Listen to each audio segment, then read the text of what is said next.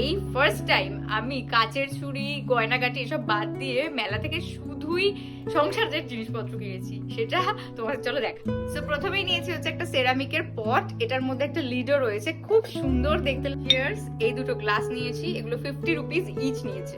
তো এগুলো আমার আরো একটা সংসারের জন্য নেওয়া হয়েছে, জাস্ট কিডিং, এগুলো শুভদীপের বাড়ির জন্য নেওয়া হয়েছে। এখানে 10টা কাপের সেট রয়েছে, খুব তাড়াতাড়ি জানতে পারবে কেন নিয়েছি এগুলো। চানাচুর নিয়ে এসেছিলাম 250 গ্রাম, আর চায়ের সাথে দেওয়ার জন্য জিলাপি গুলো খাওয়া হয়ে গেছে আমাদের।